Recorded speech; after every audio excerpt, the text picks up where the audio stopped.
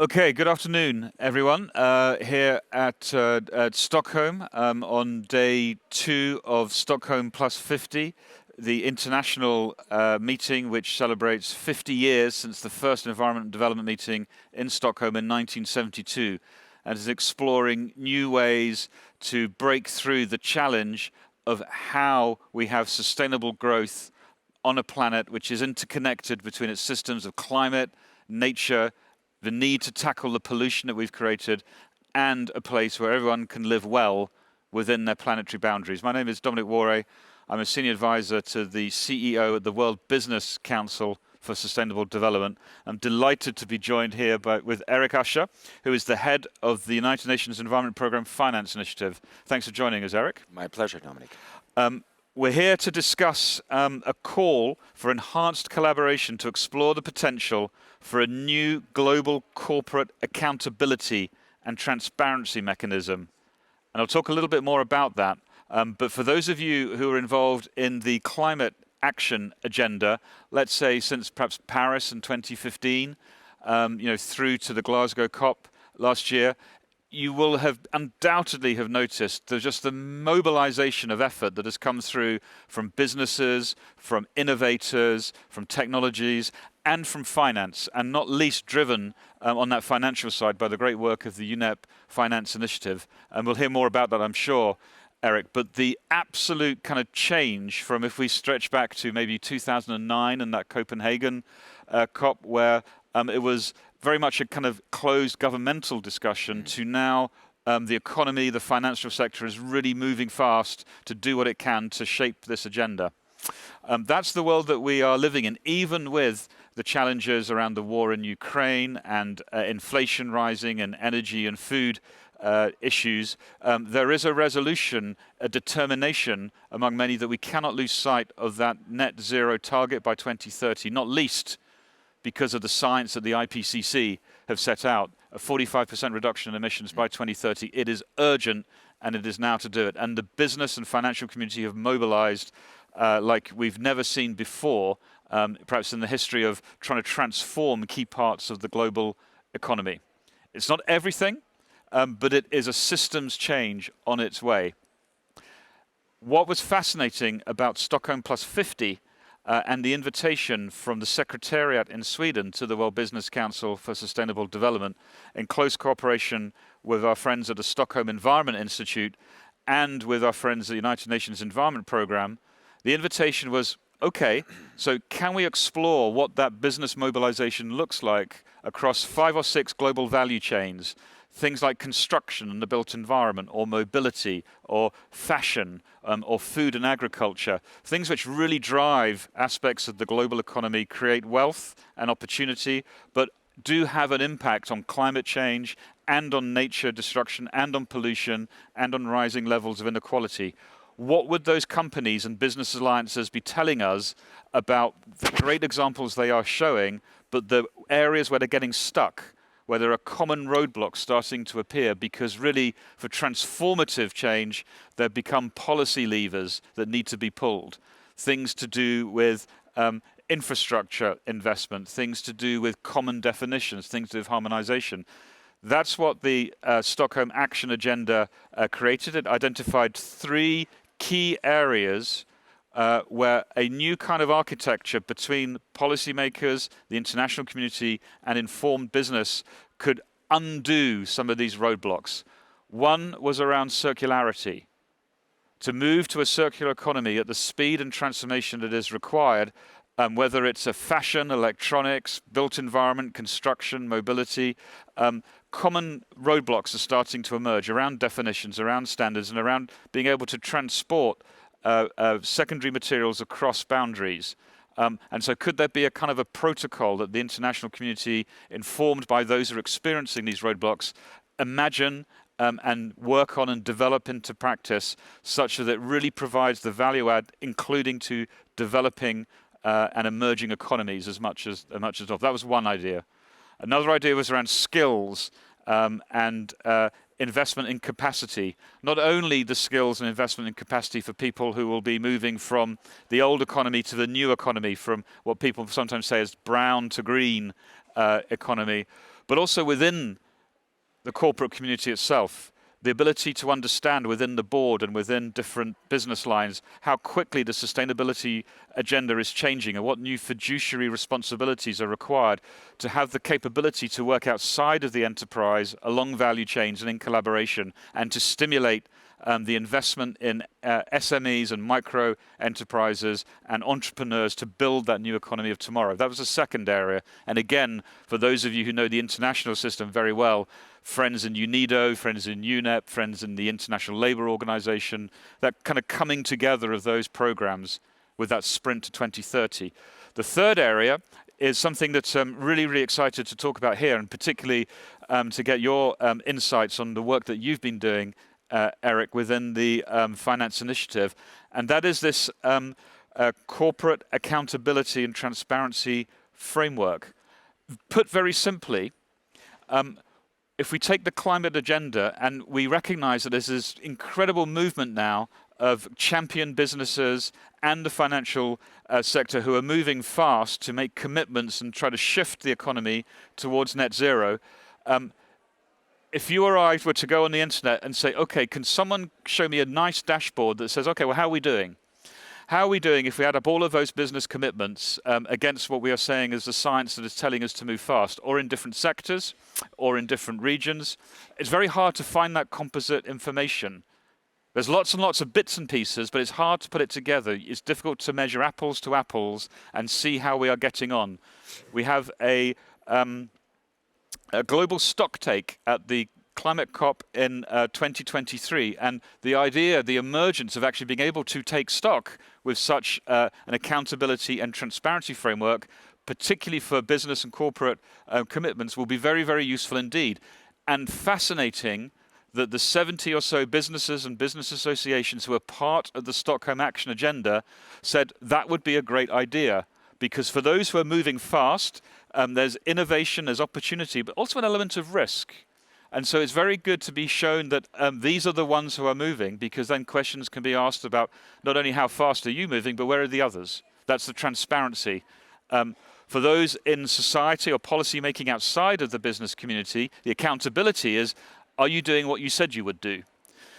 So there's a very exciting development, and we're delighted to launch the process now of engaging in dialogue with key stakeholders to make that come alive over the next several months. And why it's such a privilege to have you, Eric, here is because I'm sure in your head right now you're thinking, yeah, I recognize some of this stuff, because you've been working on this with the financial community for some time. It's not easy, but what you've done is tremendous work in the Finance Initiative at UNEP, and be keen to get kind of your reflections on how you see this agenda and the need and the potential for these transparency and accountability mechanisms to help show how the corporate business and potentially even the financial community is delivering against what it said it was going to do. Eric, over to you, sir.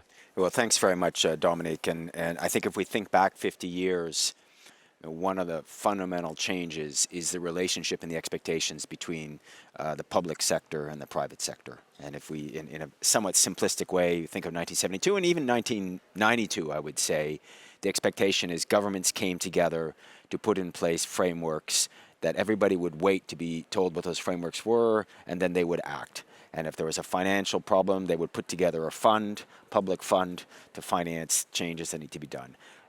Obviously, the evolution in 50 years has completely changed. Governments don't have the resources any longer, but I think more importantly, they understand the relationship between public and private. We would call it is more of a dance, which basically means it's not about governments fully regulating as the first step and the private sector complying with those regulations. It's about a ratcheting up of messaging, because regulating markets is very difficult. The financial markets, technology, every market is complicated. And so we need a good, healthy relationship between the actors who are doing the economic activity and the regulators who are meant to oversee or provide the framework in which they operate. And if we talk about the climate challenge, and take the example of climate risk disclosures, based on the TCFD, the Task Force on Climate-Related Financial Disclosures, we would see that as an example of where it's played out quite well, where the governments under the G20, under the French presidency at the time of the Paris COP, established a task force of private sector representatives who came up with a set of recommendations on how you should disclose on climate risks on your balance sheet as a corporate, as a financial actor. But they didn't actually give the details of how do you do that. And the big challenge is most of the analysis has to be forward-looking. No longer can you see what failed in the past, so we shouldn't do it again. We have to be predictive. The industries we finance, agriculture, steel and cement, how are those going to change, and how's that going to change the risks and the opportunities of the clients that we're operating with? So within the TCFD, it was given to the private sector to start disclosing. The expectation was there, but voluntarily. And we saw quite a healthy uptake. And so the breadth of disclosures got going over a number of years quite well. Most large corporates disclose today. But the depth of the disclosures were kind of wanting. The quality wasn't sufficient. The comparability wasn't there. And so that's when regulators have started to ratchet, starting with New Zealand and then EU and UK and even the SEC in the US and in various emerging markets. They are starting to put expectations around what those disclosures should look like.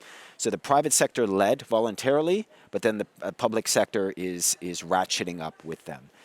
And all of this public-private relationship and the role of voluntary action becomes critical. And I think to the discussions of an accountability framework, because as we talk about, well, let's say ESG today, this every day in the newspapers we read another story, another concern about how ESG isn't working here, isn't working there, or the scale of ESG uptake there. And all of that boils down to obviously is having credibility within these corporate frameworks that can provide confidence for industry to voluntarily start to shift in a direction to inform governments and for governments to figure out is something needed on the regulatory front, or in some cases maybe it's not.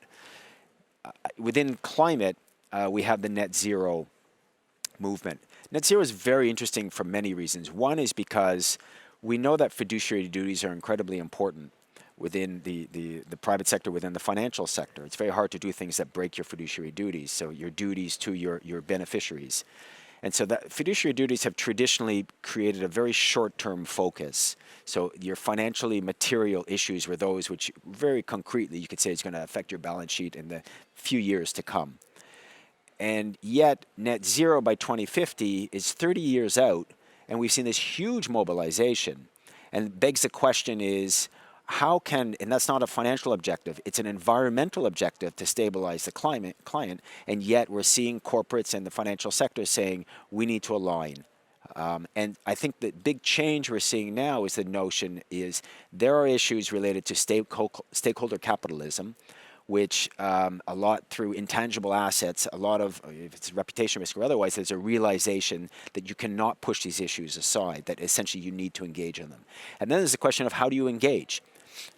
We have 500 years of history of developing accounting standards. They're very sophisticated financial accounting, how you report to the markets. If you want to be a purpose-driven organization, and we're hearing now more and more the need, we have the Business Roundtable in the U.S., we have various, basically trying to push Friedman aside. You can't really talk about purpose without talking about impact. And if you talk about impact, you need to start understanding not as what is the couple good green things you do at the margins. We issued a green bond. We invested in renewable energy project, but it's the rest of the business. And so impact is something that has to be done holistically. If you want to define purpose, you essentially define the impact you want to have. And so if we talk in the example of climate, it's not about doing a couple low carbon or climate resilient projects or transactions. It's about, are we aligning with a societal priority, which is stabilizing climate emissions, so getting to net zero. Can we align with the transition, as you say, 45% reduction by 2030? It's the whole of portfolio approach. We're seeing a lot of mobilization, but accountability is going to be key. Integrity. And we're seeing it now at all levels. There's a lot of good developments that are happening, but as I talk about the news around ESG, it's still, we're in the pressure cooker stage. If we don't get it right, it'll be brushed off as greenwashing. If we get it right, we can create a really efficient relationship between the voluntarism of the corporate sector and the role of regulators to true up and essentially create a cycle of ambition that can take us to get not only to stabilizing climate emissions, but then, as you said, nature. How do we get to impact positive nature preservation, circularity, and then the wide raft of social issues. all of this really requires frameworks. It requires saying, what are we going to align with? What's the compass that we're directing towards? And what's the accountability, the frameworks that we need to actually show that how we're moving in that direction? Eric, that's brilliant. That's so insightful. Credibility, confidence, purpose, impact, accountability. I mean, these are sort of words that it's almost like the next step in this journey, having had like the brilliant effort to kind of mobilize from the financial community and then from the business community. The climate champions under the Marrakesh Partnership did an amazing job. But now credibility, confidence, purpose, and impact, and the need to somehow show to people who are kind of, I want this to work. I want our systems to be responding in the way that you're saying. But how do I know? Where can I go and check? And what gives me confidence? Because it has to be something that is universal and owned and run very much by the kind of United Nations organizations that you represent, so that people have trust in the information. In the financial sector, given all that you've known, it's been fascinating to see how the mobilization of effort and commitment that you and many others have helped inspire, how that has actually shifted the business community as well, because the signals from the market, as much as from the consumer, are pretty interesting and pretty strong. As well as the opportunity space, I guess it's not an easy thing to do, right? To kind of build these sorts of not only movements, but also these frameworks for transparency.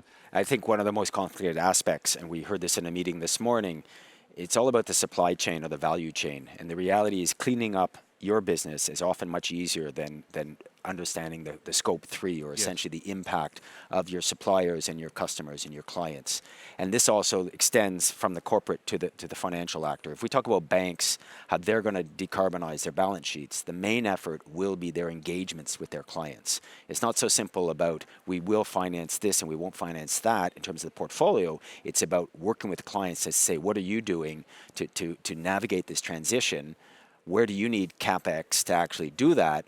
Or if you're a laggard, we're worried and we think you're at risk, you're a credit risk because you're way behind the pack, and we believe you're going to be regulated out, you're going to be technology innovated out.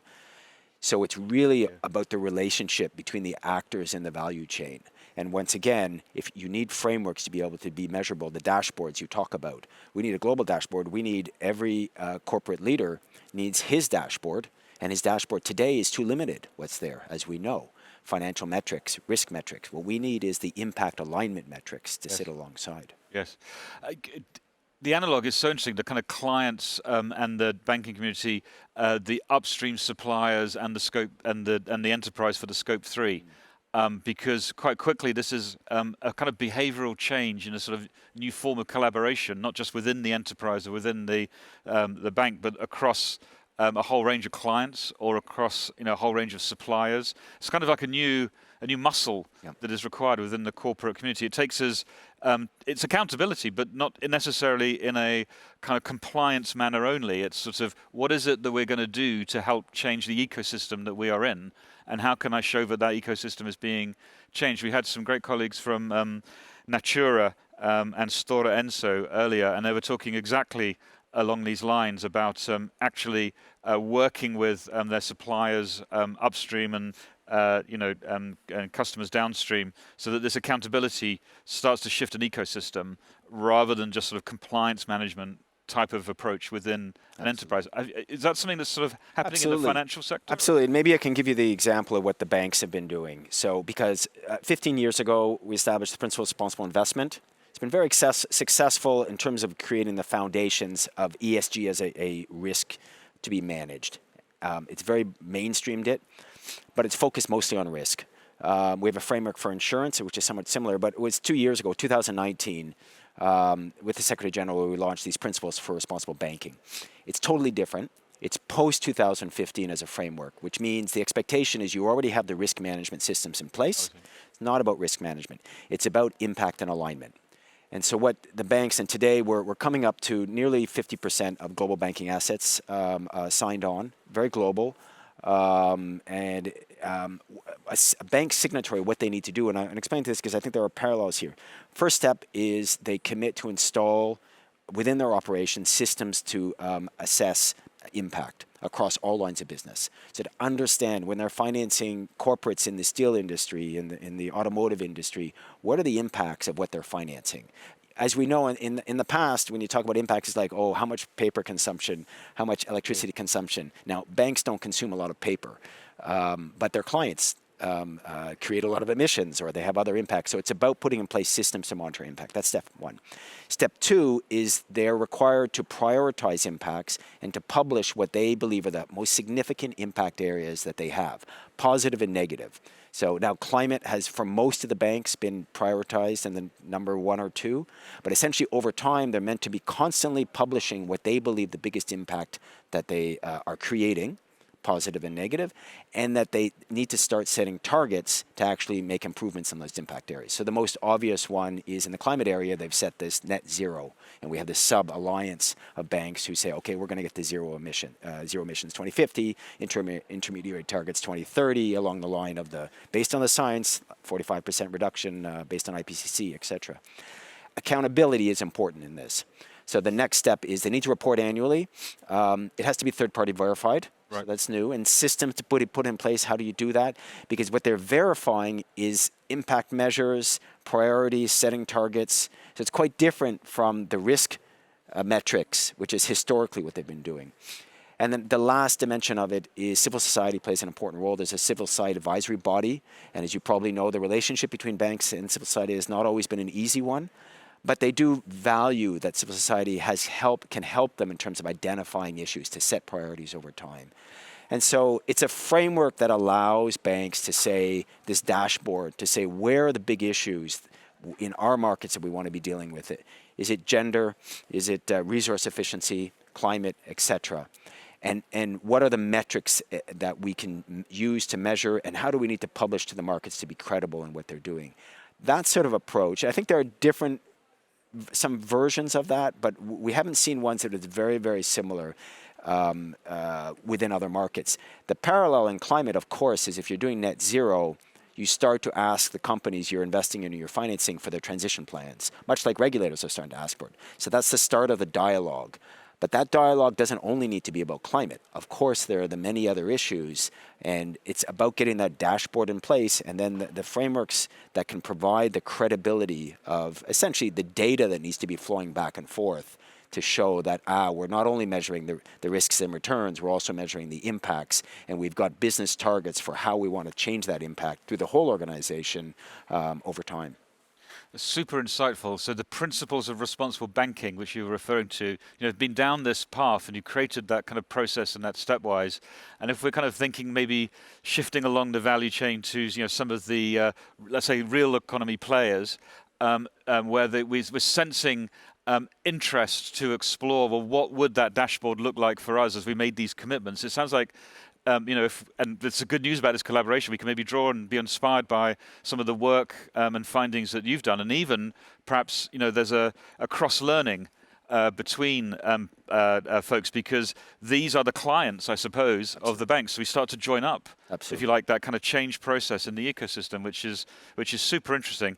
Eric, first of all, just thank you for all the great work that you've done and the team has done over the years on the financing side. And I hope that you can sense how that's actually inspiring some movement, in other parts of the economy. This idea of a kind of corporate accountability framework was launched as part of the business manifesto by the World Business Council for Sustainable Development, a business manifesto for climate recovery at the Glasgow COP. The Stockholm plus 50 moment with the Stockholm Action Agenda has been a brilliant innovation to help explore that further, see how it could work, make sure it doesn't get cooked in isolation, but draw on the lessons and learnings from UNEP and from other organizations who've been looking at this. But there's something in this in terms of some dialogues and steps ahead, perhaps as we look towards the Sharm el-Sheikh COP, or even, as I mentioned earlier, the Global Stocktake COP. Also in the context of what we're all hearing, given the world that we live in, is that we want new forms of multilateral cooperation which can help us all get the job done. Because the world is so complicated and fragile at the moment that if we can lean in with some confidence and energy on things like a global corporate accountability framework for showing how the progress is being made, it will give us all confidence and being inspired by what the United Nations Environment Programme Finance Initiative has been a trailblazer in. So thank you, Eric, and thank you very much here in Stockholm for watching, and thanks for listening to this online. We're delighted to be launching the process to build this global corporate accountability framework as part of the Stockholm Action Agenda outcomes. Thank you very much, Eric. Thank you very much, everyone. With that, we'll close the presentation. Thank you.